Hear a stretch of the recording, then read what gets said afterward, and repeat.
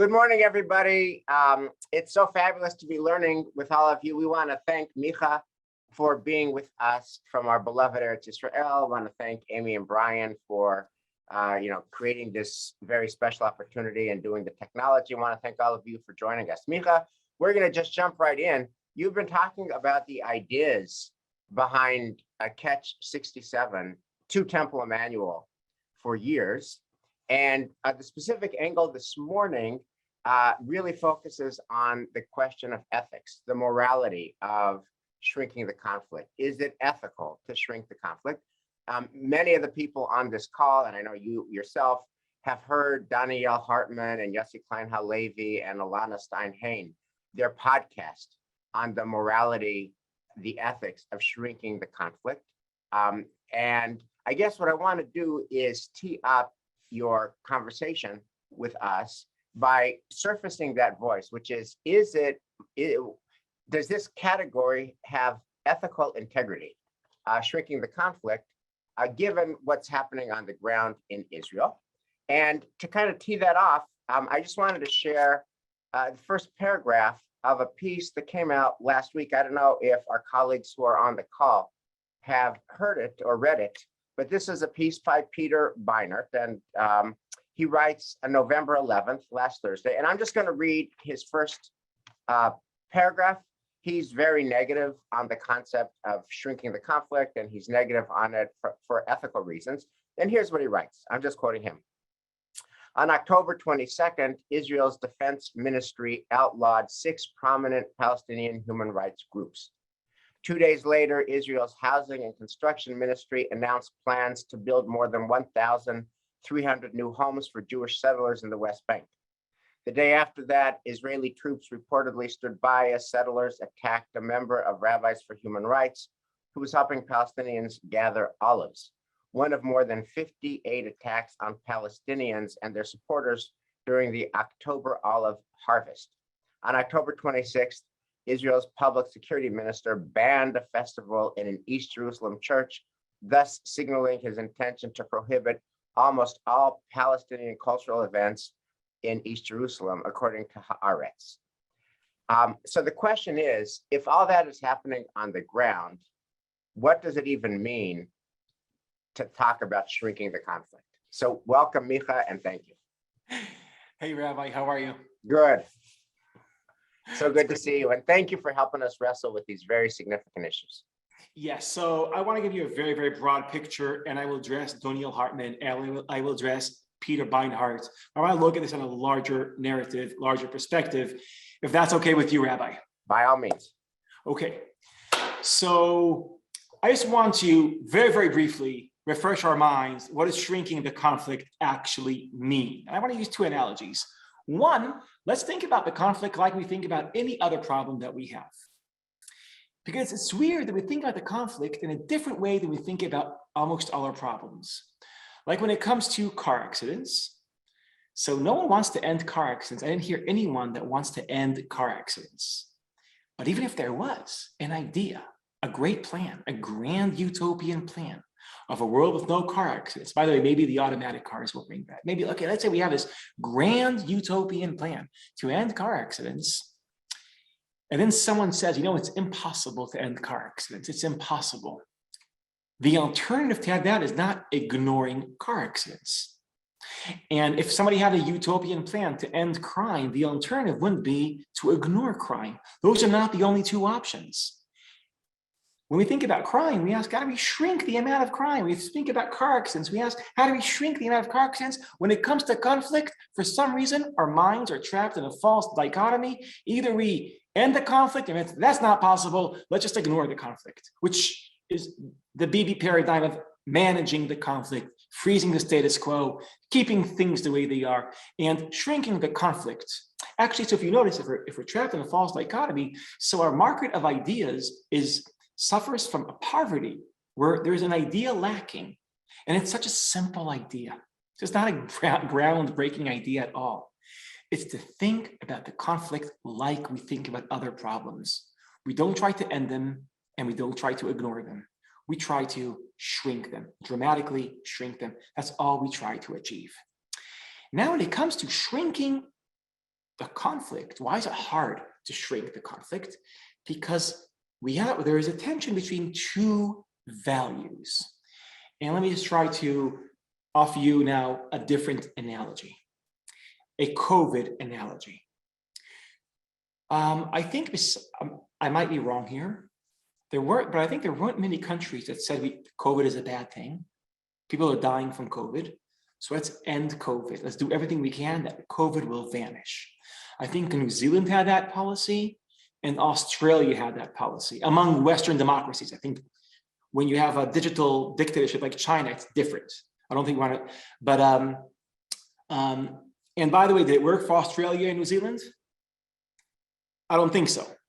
They couldn't end COVID. But okay, if you can't end COVID, if it's impossible to end COVID right now, this year, does that mean we're ignoring COVID? Absolutely not. The policies of all governments is to try to find sophisticated ways. We can't end COVID. We'll try to shrink COVID to what size? To the size that will enable us to live with it. But COVID is also a very powerful analogy. Why? Because there's always a price you pay to shrink COVID. It's an economic price. You shrink COVID to a size you can live with it by shutting down. By the way, is your synagogue open these days? All right, I'm happy for you all. I'm happy. Shabbos, they were davening? I'm so happy for you all. Great. So the easiest way to shrink COVID is to shrink the economy, right? Is to sabotage the economy. So Israel, the first 3 waves of COVID, so Netanyahu said, okay, let's shut everything down and you're in lockdown and the economy suffers severely from that policy. Now the big question, by the way, Israel, the 4th wave of COVID, the Delta wave, the policy was the following. How can we shrink COVID without damaging economy? What's the maneuver that enables us to shrink COVID without damaging the economy? This is a guiding analogy, which I find enlightening. Let's bring us to the conflict. We can't end the conflict. Does that mean we're ignoring it? No.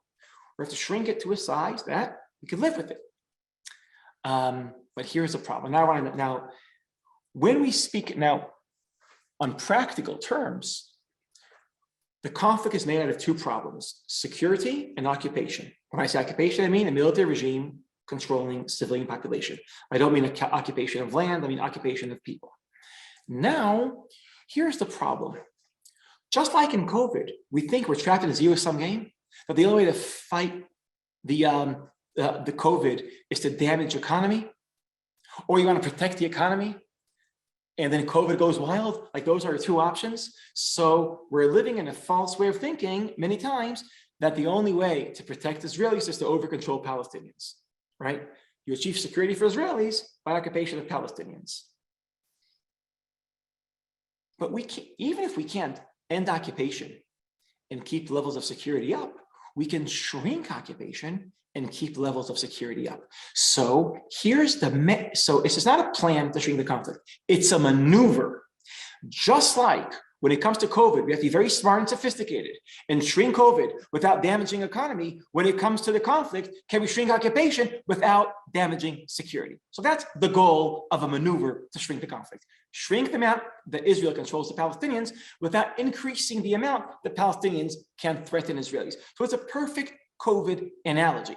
And that's why I think post-COVID, our mind is trained to think in a way, and COVID trains our mind to know 2 things. Some problems you can't end, but that doesn't mean you ignore them. And 2, shrinking a problem, how you do that without creating another problem. In COVID, it's health versus economy. When it comes to the conflicts, occupation versus security. Okay, so that's my guiding analogy. Now, let's take this I want to start with Daniel Hartman's critique of this. Daniel Hartman's critique is that if Israel does real steps to shrink the amount that Israel controls the Palestinians without increasing the amount that Palestinians can threaten Israelis, a move like that will make Israelis feel comfortable and as a result, morally indifferent to the suffering that's being caused by the conflict. Right, that's Daniel Hartman's problem. Like shrinking the conflict means shrinking our awareness of the conflict. We'll shrink the conflict, then we'll shrink the amount that we care about the conflict. So, okay, that's Daniel Hartman's. I want to start with that. And then later on, then I'll move to the tougher critique of Peter Beinart. Okay, Rabbi? Okay. So let's start with the question is, to strengthen the conflict, it's a technique for Israelis. And by the way, Peter Beinart said the same. We do that and then we feel comfortable with ourselves and we won't be struggling ethically with the conflict. Well, here's something that we have to understand. Shrinking the conflict won't make Israelis indifferent towards the conflict. You know why? Israelis are indifferent towards the conflict. We already are. Now, the biography of Israeli indifference towards a conflict has many parts, many stories. Shrinking the conflict is not going to make us indifferent. It's going to awaken us from our indifference. Let me try to explain this point. It's the other way around. Let me try to explain this point. Israelis are indifferent towards the conflict for a few reasons. Here's one of them. They're paralyzed. You see, I want to quote Moshe Halbertal. Had a great observation. He said, for many years, like in the 70s, 80s, 90s, and the beginning of the 21st century, you meet an Israeli and you ask him or her, hey, why don't you guys have a constitution? Like Israel doesn't have a constitution. The answer would be, you're right, we should work on that. First, we'll end the conflict, then we'll take care of constitution. You ask Israelis, hey, why are the gaps between the wealthy and the unhealthy? So you're right, let's take care of that. You know when we'll take care of that? The day after we solve the conflict. Hey, why do Orthodox rabbis control Judaism in Israel? Oh, that's terrible. We should take care of that. Oh, why don't ultra Orthodox go to the military? Oh, you're right. You know what? We'll take care of that after we solve the conflict. And as a result, the conflict was holding all our problems as hostages. That was the main thing. The conflict hijacked our political attention and our political imagination. Something very big happens around, I think the moment is 2009, 2010, 2011. Remember the summer of 2011? Summer of 2011, hundreds of thousands of Israelis go to the streets, live in tents, and they start yelling and shouting that people want social justice. Ha'am, doresh, tzedek חברתי. We want social justice. Remember those protests? Very powerful protests. Those are protests that we didn't see in Israel for decades because the conflict was channeling towards it all of our political passion. When there were big protests where they were about against the disengagement from Gaza or for disengagement from Gaza, against Oslo or for Oslo, against evacuation of settlements or pro-peace, like the conflict generated political passion. And then suddenly people care about the price of cottage cheese. And by the way, prices, and prices of real estate, like those become bigger issues. Now there's irony here, and here's the irony. We always thought we'll address those problems once we solve the conflict. But Israelis started caring about those problems, not when we solved the conflict, but when we started ignoring the conflict. Israelis became indifferent. And they became indifferent. I have, by the way, a podcast in Hebrew where I try to describe how we became indifferent. But just in a nutshell, after the second Intifada, after the hopes for peace collapsed, most Israelis, this is how they feel. If we stay in the West Bank, we're risking our future. We're risking our national majority. If we leave the West Bank, we're risking our future. We're risking our national security. So if I'll be blunt, we're screwed if we stay in the West Bank. We're screwed if we leave the West Bank. What do? Why is cottage cheese so expensive? Why don't ultra Orthodox go to the military? What? Yeah, so we changed, because the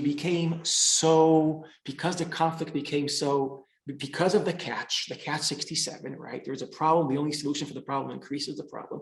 Because of the catch, we became paralyzed. Because you became paralyzed, you became indifferent. Shrinking the conflict is an attempt to address all the Israelis that stopped caring. And say that you stopped caring because you feel there's nothing we can do So if we ignore the problem, maybe the problem will somehow ignore us. You know how little kids are, when you close your eyes, maybe. Shrinking the conflict is addressing them and saying, listen, there is room for you in this conversation. There is language for you to use. There's to come back into this conversation. I'm not talking right-wingers that say staying in the West Bank is utopia, leaving it as catastrophe. We don't need new language for them. They're in the conversation. Hardcore left-wingers that say that leaving the West Bank is not dangerous at all. It's just a paranoia of right-wingers. We don't need language to bring them in this conversation. They're already there. The paralyzed Israelis, the confused Israelis that responded to their own confusion by developing indifference, they're the ones we need back. And the alchemy is the following move, Rabbi. It's transforming their confusion into pragmatism. Right now, their confusion turned into indifference. We need to transform their confusion into pragmatism. Let's start speaking about this. Okay, we're not going to end the conflict. It's not going to happen. Let's shrink it. What are the steps? Let's argue about the steps. What are the kind of moves that will increase Palestinian self-governance without decreasing Israeli security? What are the moves? If Palestinians are now enjoying 30 points of self-governance, can we go them, take them up to 60 to 70? And Israeli security stay in the level of 80? Can we do that? Now, I feel Israelis that hear and learn and think of shrinking the conflict, that brings the confused Israelis back into the conversation.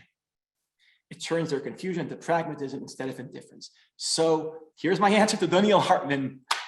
I love the podcast. I really love the podcast. I thought it was a great conversation between him and Yossi Klein Halevi. Shrinking the conflict cannot shrink our indifference. It can't. It can't. We're so freaking indifferent already. Yes. The question is, I think shrinking the conflict, one of the purpose of shrinking the conflict is to crack the indifference, to say, come back into the conversation. There is room for you. There is room for new ideas. So this new idea, breaking the false dichotomy of ending the conflict versus managing the conflict, this new idea, I think, has the power to break Israeli indifference and bring many, many indifferent Israelis back into this conversation to care about this issue. Okay, so that was Daniel Hartman. Now I want to just go to the more harsh ethical pathos of Peter Beinart. Okay.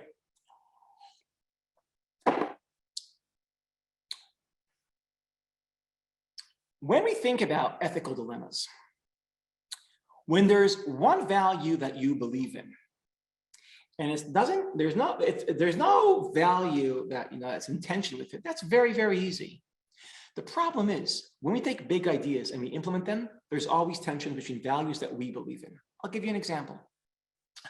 In Israel, there's this very big debate between, and I know also in the United States, between democracy and liberalism, in the sense that democracy is like the government has to represent the will of the people. Liberalism is about protecting human rights. And that's why we impose boundaries on governments. They can't implement the will of the people completely because of human rights. Now, how much do you do that, right? There's a balance there. We want the will of the people to be expressed. We want human rights to be protected. And how do you find the right balance? I'll move on to another dilemma. We believe in liberty, we believe in equality. The problem is when the government intervenes to create more equality, there's less liberty. When the government stays out of the markets, we might have much more liberty. Everybody can pay their workers whatever they want and we're all free, but there's no equality, right? We want both liberty and equality, but there's a tension between them. How do we balance that attention? Now, I think any ethical dilemma is about balancing values that somehow contradict each other. And we could go on and on. The famous Mishnah, the famous Mishnah. There's a big question a disagreement between Beit Shammai and Beit Hillel in Masechet Shabbat. And here's a question. Here's a halachic question, okay? Someone goes to a wedding. And I'm thinking bride and groom, right? So the groom asks him, what do you think of the bride? And he takes a look at her and he knows her and he doesn't think she's for him. What is he supposed to say 1 minute before the chuppah? So here's what Beit Shammai says. He says the truth, whatever it is, as harsh as it is. And in Hebrew, it's extremely not politically correct. Like, if you feel like she's really, really not for him, you say it. You know why? Because you always have to say the truth. You know what Beit Hillel says? Beit Hillel says, you lie through your teeth.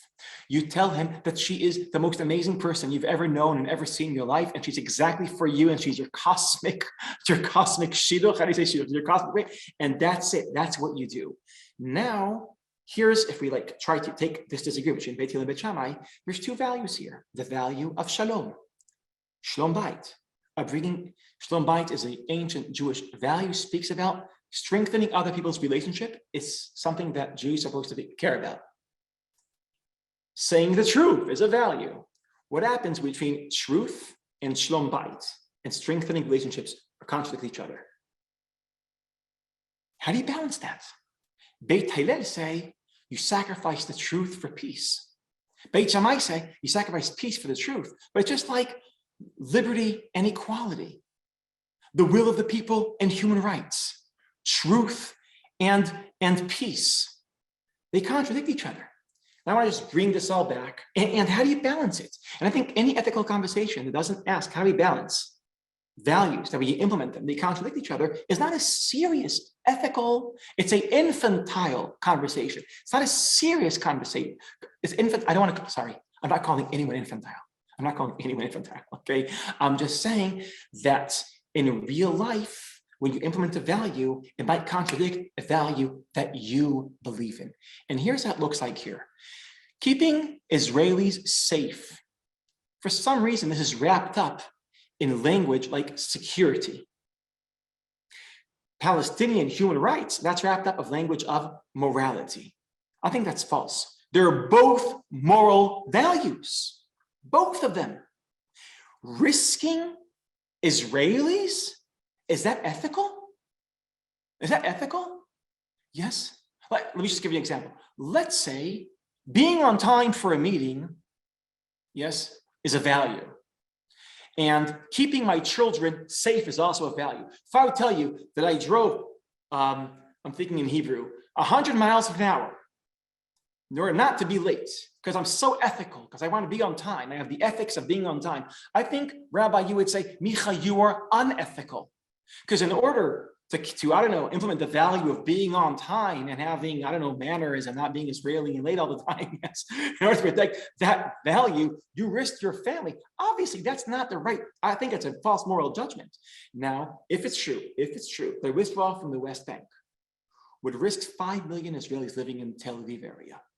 Is that an ethical choice or an unethical choice? Well, here's the thing. Staying in the West Bank is unethical because it means having a military regime controlling civilian population. Leaving the West Bank is unethical because it means we're risking Israeli population. What do you do? By the way, no one yet figured out the way out of the conflict between liberty and equality when it comes to the capitalism-socialism dilemma, right? No one figured out what's the right formula of lying versus keeping a couple happy. Like, we didn't figure that out yet, but we understand that we have to somehow, so here's my only formula. Thinking about security is not an idea that we have to, I don't know, that somehow crushes an ethical value, because security itself is an ethical value. Not controlling the Palestinians is an ethical value. And it's a very messy world.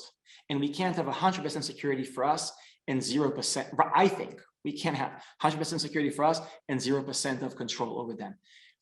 But here's the thing. What if it's possible? I'm saying hypothetically, if the amount of, just let's use numbers just so we can imagine this. If the amount of security that Israelis are enjoying today are at a level of 80, and the amount of when I say occupation, I mean military regime controlling civilian population, the amount of occupation that Palestinians are suffering from, let's say, is 80. If there's a way to shrink the amount of occupation from 80 to 20, and security staying set 80, isn't that the most ethical thing we can do? Isn't that? Or do we think we can live in a world where we see security as a non-ethical criteria? Or it's an ethical criteria, ethical value, balancing this value. And this is why this is the security conversation is not doesn't challenge the ethical conversation. It has to be a part of the ethical conversation. Finally, I want to take this one step forward. Why shouldn't we go for perfection? A peace treaty where there's two states living side by side, peace and security. That's all we want, right? Complete security for Israelis because there's peace.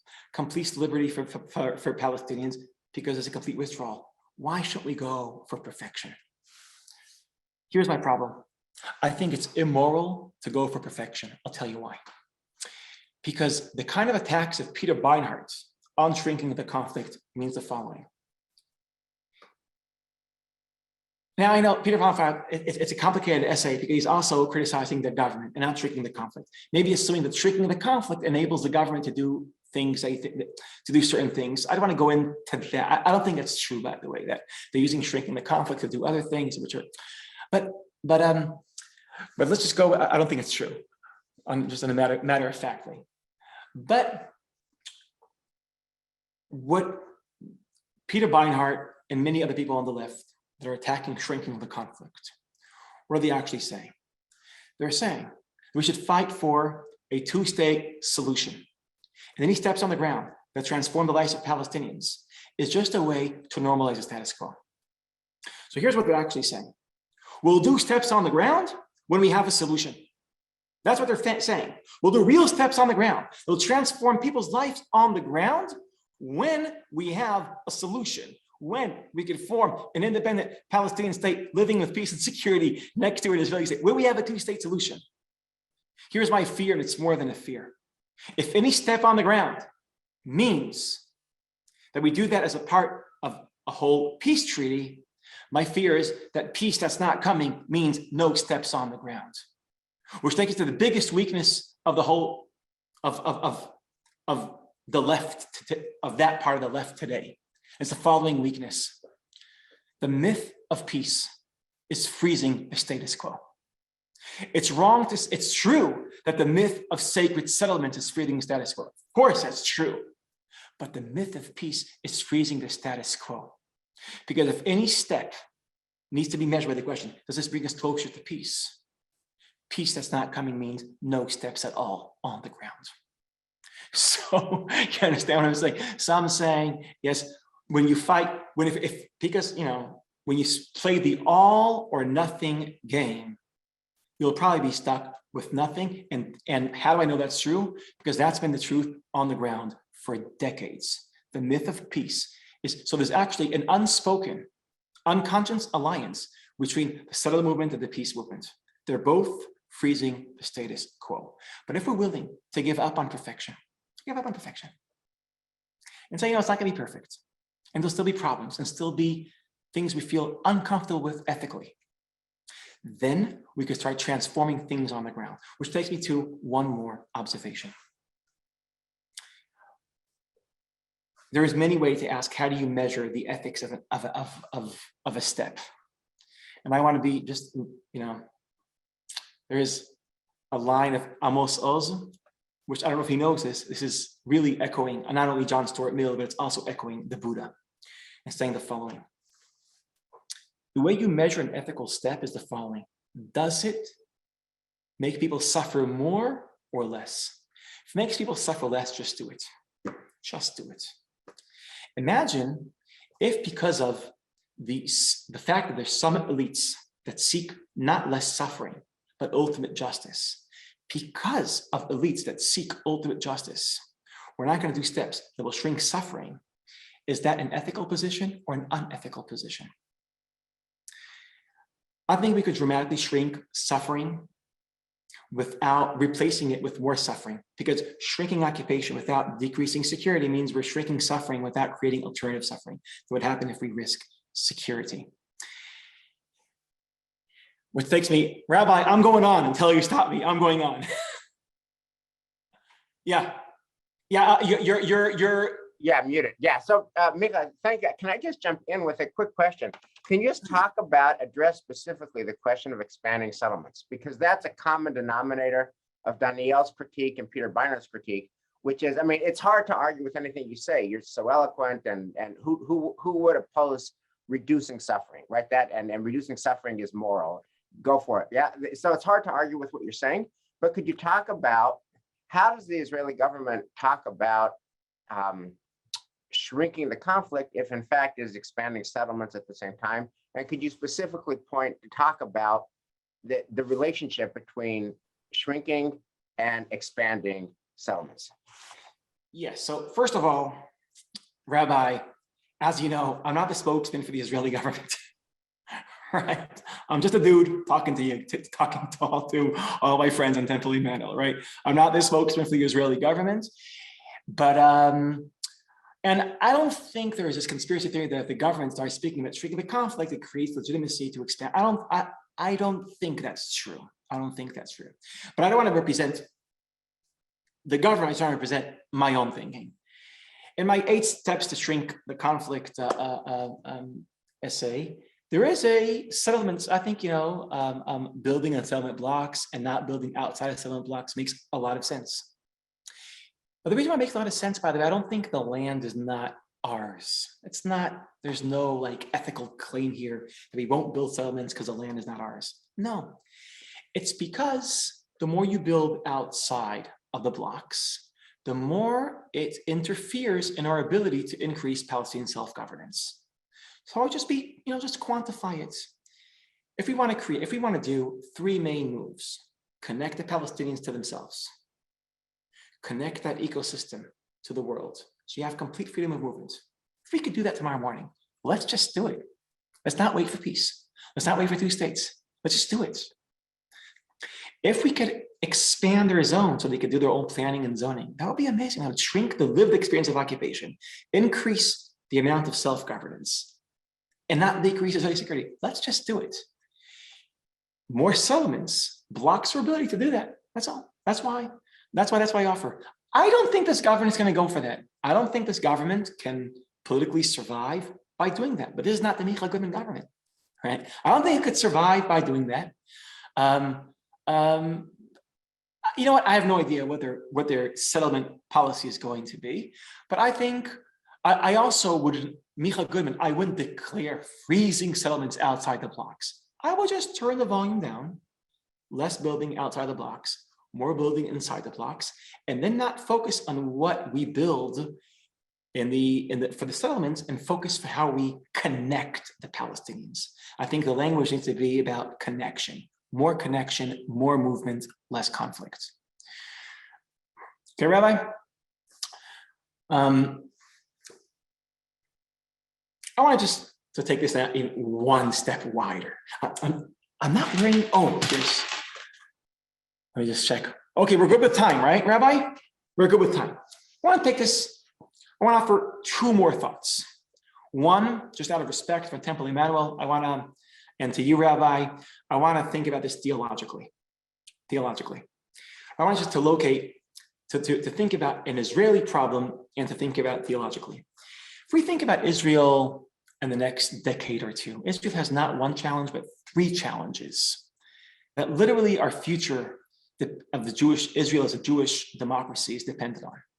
1, in the ideal world, not controlling the Palestinians anymore.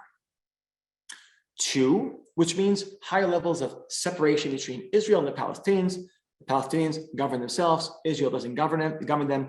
So I'm using the word separation. I know for Americans it has bad association. I mean, not controlling their lives, meaning we separate ourselves from them. 2nd challenge, integration of Israeli Arabs into Israeli society. Challenge number 3, integration of Haredi Jews into Israeli society. Okay, so we have 1 challenge of separation and 2 challenges of integration. And we need to succeed in all 3. Like a perfect Israel is an Israel where Israel doesn't control the Palestinians. On the one hand, we have separation from the Palestinians and integration of Israeli Arabs into Israel and Haredim into Israel. That would be a perfect Israel. Is that possible? No. I'll tell you why. Because every one of them suffers from a catch.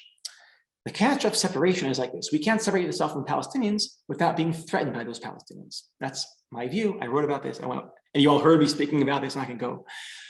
But you could have almost complete separation without risking Israelis, right?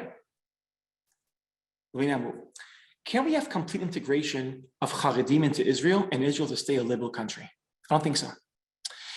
Because complete integration might mean, like Israelis are always afraid. I'll just give you an example. The more ultra-Orthodox go into the military, the more the military has to cater to their needs. And then there's questions, maybe female soldiers can't serve here, maybe. So it seems like the more Haredim integrate into Israel, the less liberal Israel is.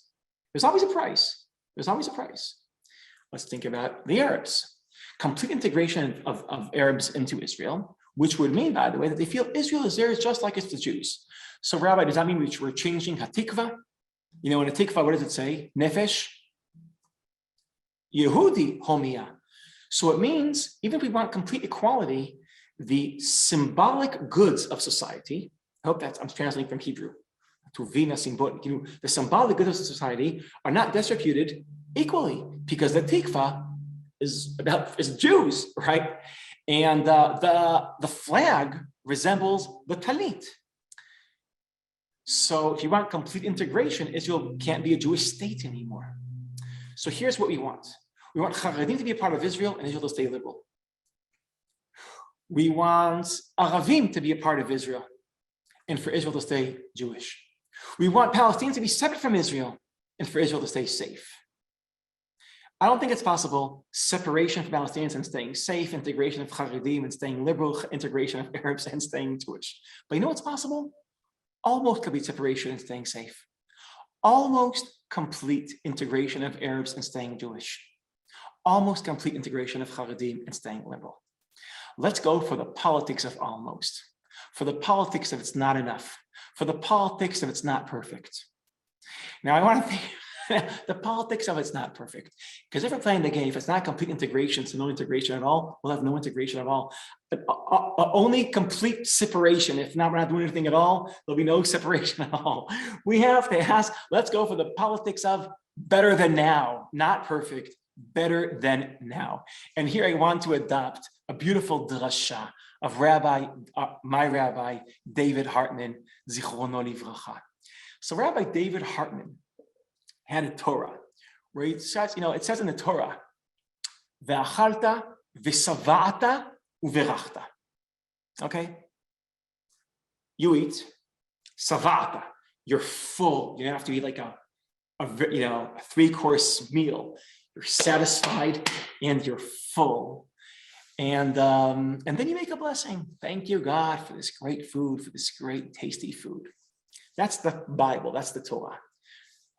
The Talmud in Masechet Brachot, in Traktat Brachot, says, how much do you have, what rabbis do in the Talmud, they try to quantify things. So you ask, how much do you have to eat in order to make a blessing? And their answer is, the amount needs to be like an olive. So in the Torah, it says, you eat, you're full, and you make a blessing. The Talmud says, like an olive. So Hartman asked once, I remember him yelling, he's saying, has anyone here ever felt satisfied and full when he or she ate an olive? No. The Talmud is saying, even when you're not full and you're not satisfied, you still make a blessing. Biblical politics is about utopia. Talmudic politics is about pragmatism. It's about, we make some progress, that's good enough. And if somebody says some progress is meaningless because it's not complete progress, well, Jews say a blessing on kazait. So we could have more separation here, more integration here, not perfect separation, not perfect integration, but better than now. Kazait, let's make a blessing on that. That's the kind of thinking we have to train our minds when we think about shrinking the conflict. Micah, wow, as I always just say wow whenever you're done talking. I think what would be great now is to allow, we have over 200 participants in this. I would just invite people who have questions to just put a question in the chat. I'm going to start the first one that comes from Toby Rodman, and that way we can move from your talk to a dialogue. Toby Rodman asks, can you or Micah speak about expansion of Palestinian presence in Israeli occupied land in Area C? And let me just invite folks who want to engage Micah's really thoughtful talk to just send a question into the chat, and then we'll have a dialogue. But that's the first question, Micah, about expansion of Palestinian presence in Israeli occupied land in Area C. Again, what's the question, Rabbi? Can you speak about expansion of Palestinian presence in Israeli occupied land in Area C?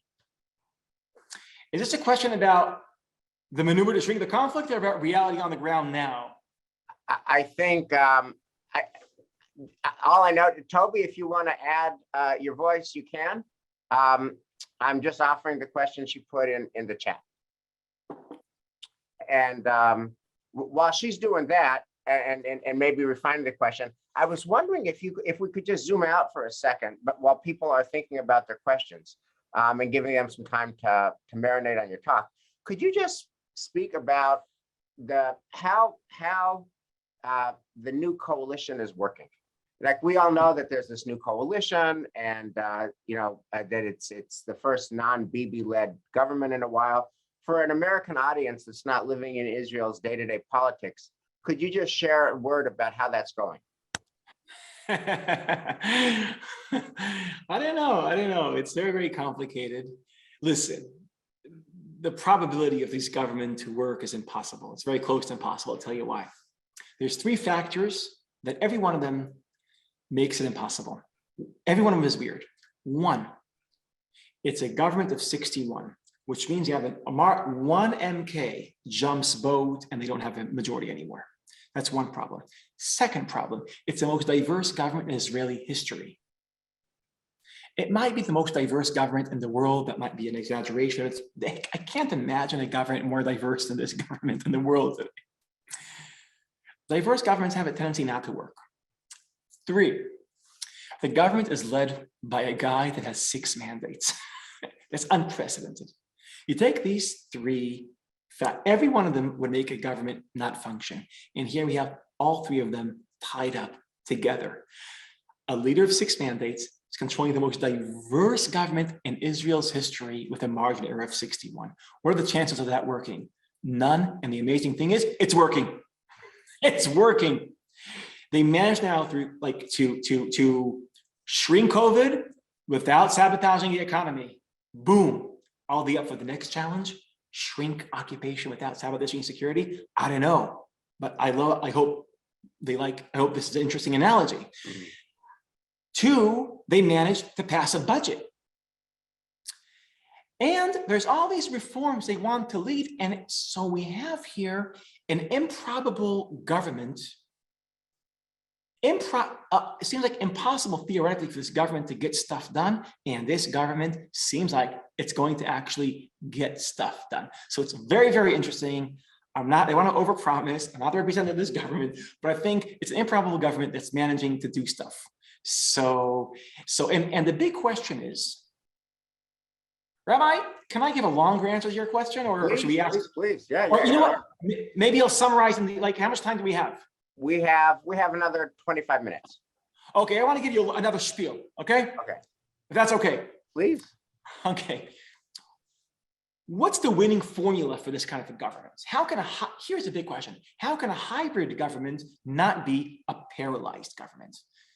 So here's how I understand its possibility. It has to be a halachic government. Let me explain. Let me just go into shrink the conflict, because this is a great opportunity to explain something, shrinking the conflict, which, by the way, also the Peter Beinhardt's, when I'm attacked from the left and from mostly from the left on this issue, something misunderstood. Here's the classic critique, and I think also Beinhardt is a part of that family of critique, and it's the following. We increased Palestinian self-governance, taking autonomous islands that are not connected to each other, connecting them to themselves, connecting them to the world, enabling them to do planning and zoning, liberating their economy, so they have the freedom to move, the freedom to build, the freedom to prosper. Okay, it's not a real state, but it's an autonomy, and they finally have what an Israeli general called Giola Island calls Masa kritit shel meshilut. It's a great line, critical mass of self-governance. Right now, the PA doesn't have that. The Palestinian Authority doesn't have that. After these three moves, I think they'll have that. Critical mass of self-governance. What does that do to us? So here's the thing. Some people say, well, if their amount of self-governance went up from 30 points to 70, we're one step away from a state. Let's just move from 70 to 100. So people on the left will say, let's do the shrinking the conflict move, increase Palestinian self-governance to 70, and then we're one step away from statehood. Great. But you know, some people believe in a confederation with Jordan. And by the way, it's not a bad idea. That Jordan is like a confederation or federation of two states, right? There's the Hashemite kingdom on one side of the river and the West Bank, a different state. So you guys have 50 states, Jordan will have 2 states, Hashemite and Palestine, okay? Well, you know what? Once they have a real autonomy that really governs itself, it's a building block that fits into that end game too. Yossi Beilin, remember Yossi Beilin? So he's an interesting, very interesting guy. He came up with a new idea, a confederation in Israel, where Israel is one country with 2 states. You know what? Once this autonomy is built, now it's not built yet, it's built. It fits into that end game too. You see, this autonomy, once we build it, bottom up, it's a building block that fits into multiple end games. And by the way, it also fits into the Bibi Netanyahu end game. Netanyahu spoke in his book, Makom Tachat Hashemesh. In English, it was called A Place Among the Nations, I think. He has this vision, which is Begin's vision, of a prosperous Palestinian autonomy, and that's where it stops. So here's how it goes. Once we have Palestinian political entity that enjoys critical mass of self-governance, it fits into many end games. Do we have to disagree right now on the end game? Well, here is a paradigm until now was like this. We'll agree on the end game and then we'll play the game. But the problem is, because we can't agree on the end game, we're not playing any game. And that's another reason why this paradigm is freezing the status quo. Let's reverse it. Instead of agreeing on the end game, let's only agree on the game. Now, think about this hybrid government. If your name is Gidon Sa'ar, and you're like a hardcore, old school Likudnik, yes, or Naftali Bennett, you say, we build this autonomy, it stops there. Begin Bibi. If you are Labor or Meretz, more on the left, you're saying, we build this autonomy, will take us to a 2-state. And if you're Yossi Beilin, will take us to a confederation. And I always like confederation. I think Jordan is a good idea, by the way, but I don't know if it's possible. So we don't have to agree now on the end game. We only have to agree on the game. And if I just zoom out, this is the winning formula because it means we agree on actions, we don't agree on narratives. I'll give you an example. So if you're on the left, you say, what are we doing when we're increasing Palestinian self-governance? You say, my narrative is we're building the Palestinian state. If you're on the right, you say, well, we're building something that will replace the Palestinian state. Who's right? Who cares? We don't have to agree on the narrative. We have to agree only on the action. Let me give you like a different angle on this. In Israel, there is now an attempt to privatize kashrut. Now, I don't know if this will work, but if it will work, it's a very cool thing. It's a very cool thing. If we privatize kashrut and the rabbinate doesn't control the kashrut, it could be an amazing thing, okay? So let's say you ask people like on labor, what do you think about privatization of the kashrut system? But that's great. That's so important because it's one step towards higher degrees of separation between church and synagogue and state in Israel. It's a step to make Israel more secular. If you ask people on the religious right that are for this, like Matan Kahana, maybe he'll say, this will make Israelis more religious because their allergic reaction to the rabbinate will, calm down. And then they'll love Judaism more. And it'll probably, you know what? It also makes food is also probably even more kosher, not less kosher. So you ask Matan Kahana, why are you doing privatization of kashrut? He'll say, we'll make Israel more Jewish. You ask someone on the left, like Nitzan, what do you think about this? He might say, it'll make Israel more secular. They have different narratives, but they agree on the same action. That's the formula. On shrinking the conflict, on religion and state, we agree on actions, not on narratives. Let me just try to explain why this is a powerful formula. First of all, I think it's the only formula that a hybrid government does not become a paralyzed government. Let's not agree on stories, only on actions. Pluralism of narratives, but agreement on actions. That's one. And two, think about the difference between the Catholic Church and our Jewish tradition. Think about the following. You're interviewing the Ari Kadosh, the great mystic from Tzfat in the 16th century, and Maimonides, the rational philosopher from the Middle Ages. They're both putting on their, how do you say tefillin in English? You're muted, Rabbi? Phylacteries. Phylacteries? Phylacteries. But do American Jews know the word? Tefillin is a word, right? They don't know tefillin or phylacteries. That was a critique. Okay. So he put on the thing, okay, and he asked the Ari Kadosh, what are you doing? He's saying, in the divine world, there's this sphirot, there's like this divine energies. When I'm putting on the tefillin, I'm uniting the sphirot. That's what I'm doing. You tell the Rambam, the Ari just told me that when he puts on the tefillin, he's uniting like divine forces. What do you think about that? Rambam would have a rage attack. He would say, that narrative is false. It's idol worshiping. It's irrational. I'm only rational. When I'm put on tefillin, I'm practicing a certain therapy where I'm practicing self-resistance or whatever it is. So one person thinks by putting on tefillin, he's changing God. That's the Kabbalist. The rational is saying he's changing himself. Who's right? What's the answer of Jewish tradition? Who cares? The only thing we care is what you do, not the way you interpret what you do. Now, in the Catholic tradition, which, as you know, Rabbi, I'm somehow connected to, in the Catholic tradition, narratives are all, there's a credo. There's a credo. You have to believe in a narrative. If you don't believe in the narrative, you're a heretic. So are we doing Catholic politics or halachic politics? I'm for halachic politics, pluralism of narratives and agreement on actions. When it comes to kashrut, when it comes to the conflict, we could live in different narratives and agree on actions.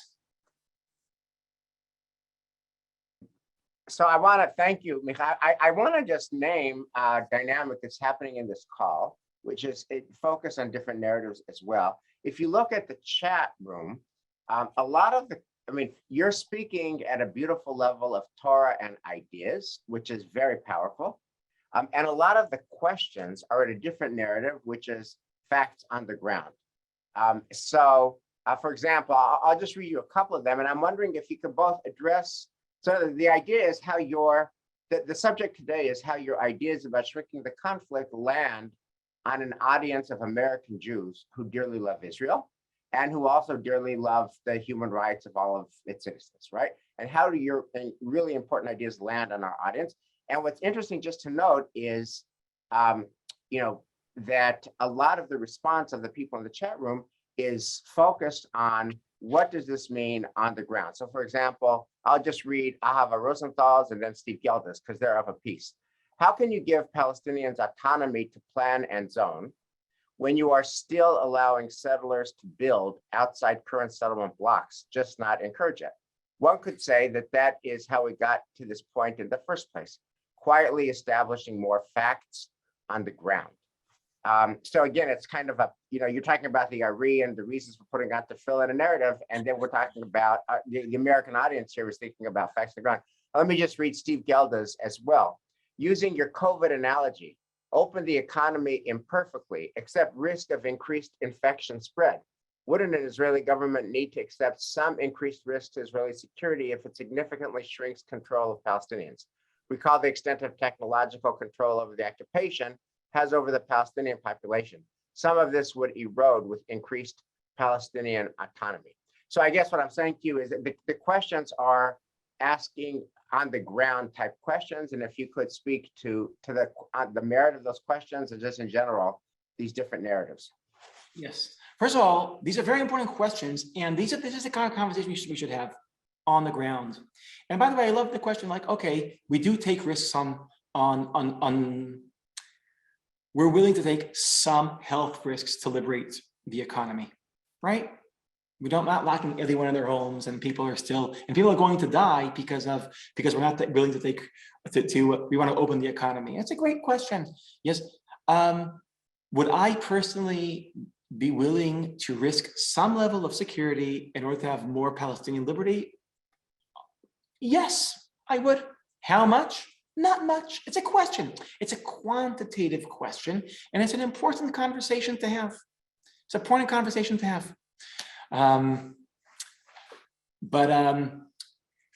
I think, by the way, Wes, your question is very important, because if shrinking the conflict, like from the top, just as a thought construct, generates questions about what's happening, bashetach, on the ground, that's the entire point. How can an idea unleash new awareness and new questions about what's happening on the ground?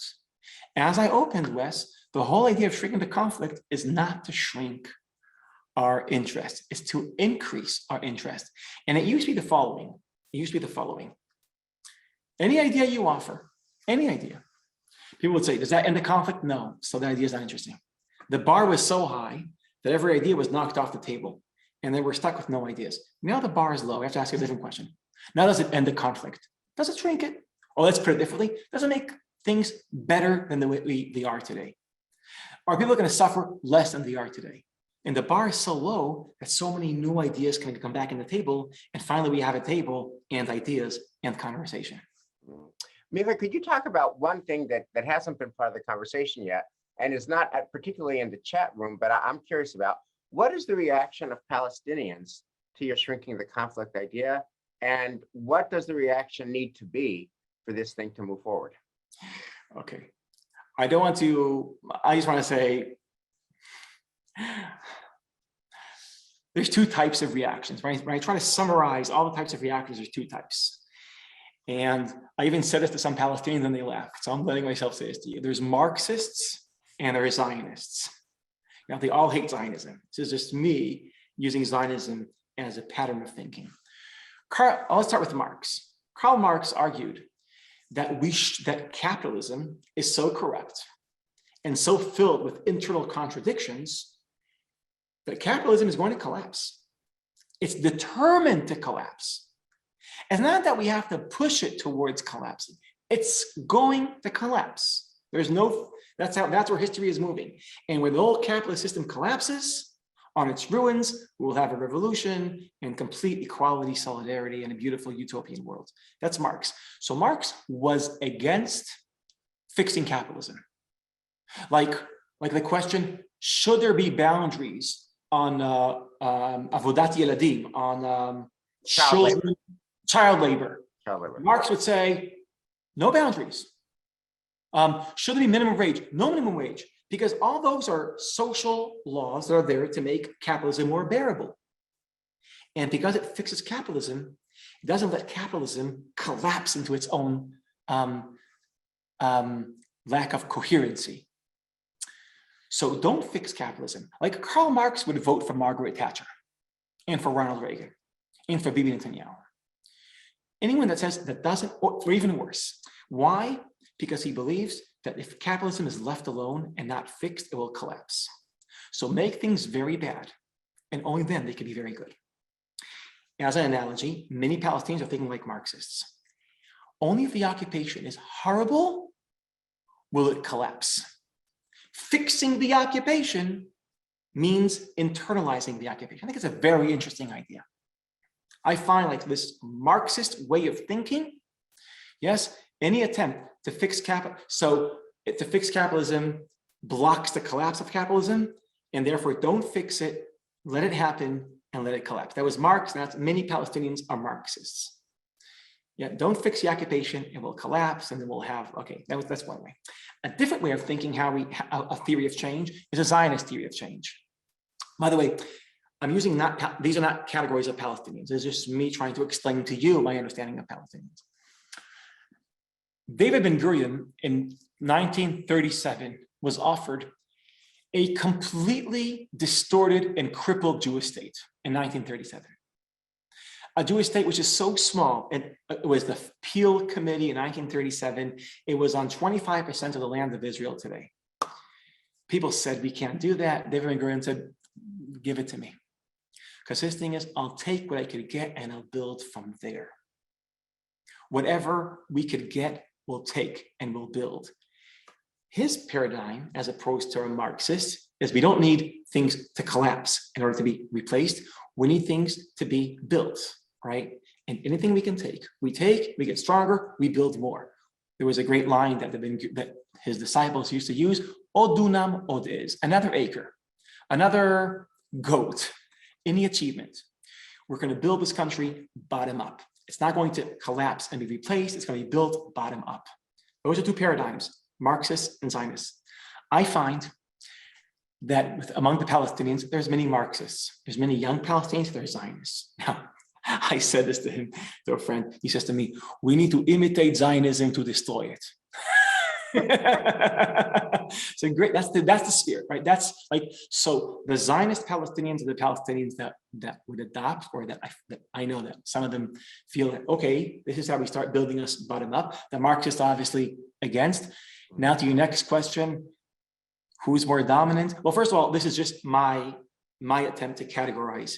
The Palestinians categorize themselves differently, using different words, and classically it's Hamas, Fatah, it's a different, but I think the most, like people, I just want to, Israelis and Jews in general, we like to divide the Palestinians between the ones who are more nice to us and the ones who are less nice to us, the ones who are more violent, the ones who are more peaceful. That's a very Israeli-centered way to think about Palestinians. Like, what do they think about me?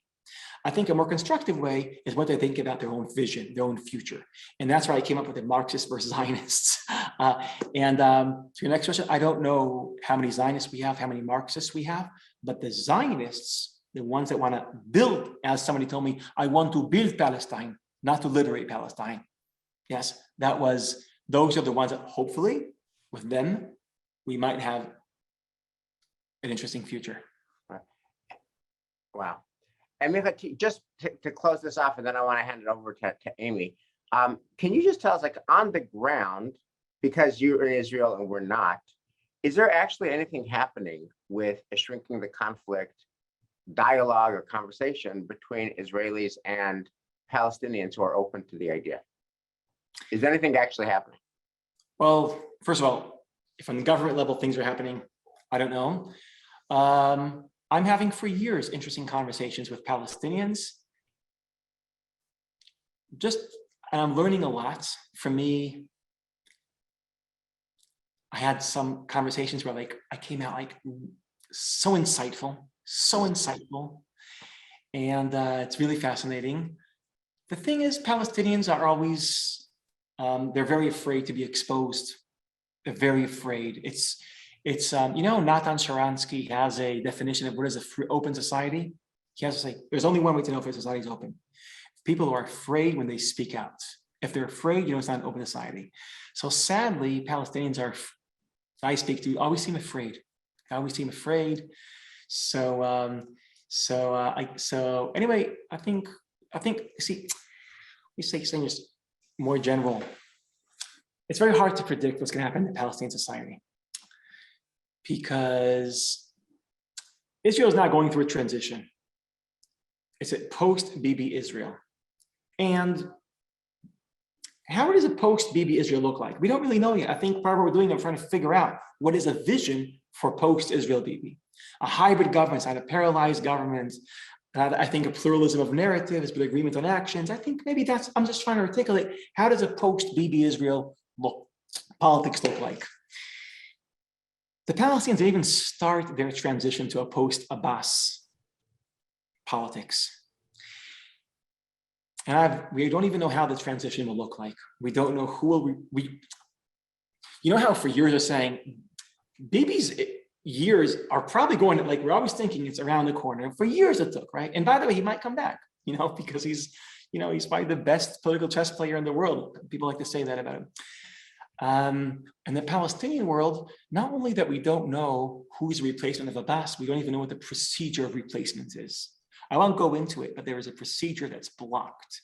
It seems like according to their constitution, when if the leader dies or is dysfunctional, the power moves to the head of parliaments.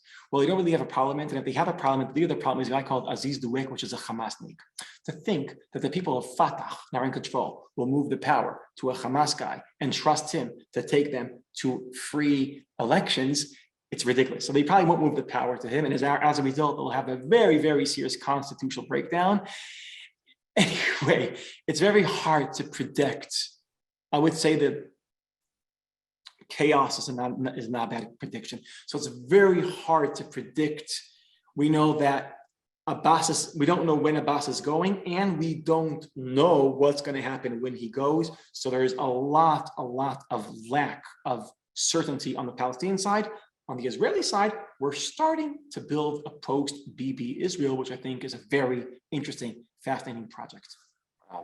So Micah, I want to just end by two things. One, thanking you for giving us so much time, so much energy, so much wisdom, and so much to think about. You've been teaching Temple Emmanuel since 2010. This is your 11th year. And we all love Israel so much, in different ways. We don't agree, of course, but what we share is a deep love of Israel. And your Torah speaks to all 205 of us who are on this call in different ways. Thank you for giving us so much to think about. I want to end the call by just saying to our folks, we are going to Israel this June. Hartman is going to be in person this June. I will be there. Amy and Brian will be there. And June 22nd to June 29th. And there is just nothing better in the world than being in Israel with our fellow congregants and learning from Micah, learning from Hartman. So I hope all of you will give serious thought, June 22nd, June 29th, to engage Israel's a beautiful place and to engage these complicated issues together in Eretz Israel. Micah, thank you. Amy Klein, last words. Thank you, Micah.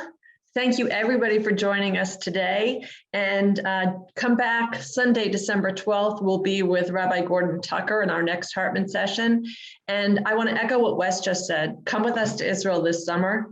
Watch the Friday newsletter, Hartman at Home, and look for details there. And let us know if you're even thinking about joining us this summer, because what could be better than learning with Micah again in Israel, under the stars, in Jerusalem this summer. It'll be our 10th trip, and hopefully you'll join us. Thank you all for being here today. Thank you, everyone. Thank you so much. Have a great day. Bye.